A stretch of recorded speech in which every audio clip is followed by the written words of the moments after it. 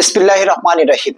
নিশ্চয়ই আপনারা জানেন যে কুষ্টিয়া 4 আসন, এই 4 আসনের মধ্যে 3 আসনে বিএনপির ভরাডুবি, যেখানে বলা হয় বিএনপির ভোট ব্যাংক, যেখানে বিএনপির ঘাঁটি, সেই জায়গাতেই বিএনপির বড় ব্যবধানে নতুন এই যারা এইবার 300 আসনে নির্বাচন করছেন তাদের কাছে তাদের পরাজয়। এটা যেমন একদিকে লজ্জার, অন্যদিকে কষ্টের এবং বেদনার।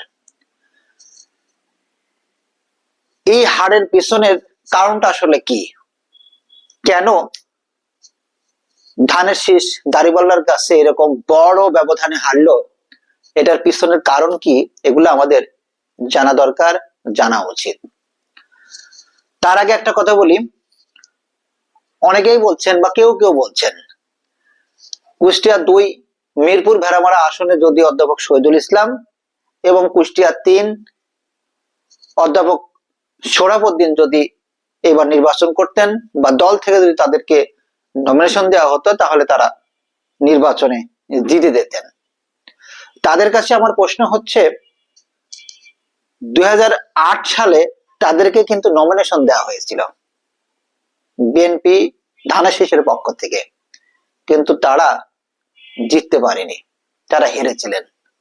তার মানে যারাই কথাটি বলছেন এটা সঠিক নয়, অর্থাৎ তারা দাঁড়ালেও হেরে দিতে পারতেন, যেহেতু তাদের 2008 সালে একবার হারার রেকর্ড রয়ে গিয়েছে এবং কি কারণে সেটা আপনারা সবাই জানেন।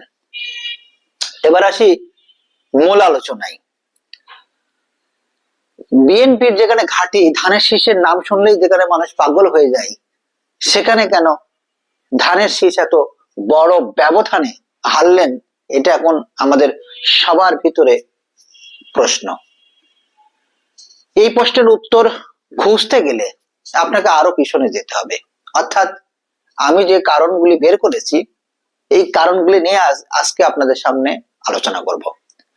আপনাদের মধ্য থেকেও যদি কোনো অ্যানালাইসিস থাকে, কোনো কারণ পর্যালোচনা থাকে, তাহলে আমার এই কমেন্ট বক্সে আপনারা জানাতে পারেন, অথবা আমার ইনবক্সে আপনারা জানিয়ে রাখতে পারেন, যা কোনো এক সময় আমি কুষ্টিয়াবাসীর সামনে তুলে ধরব।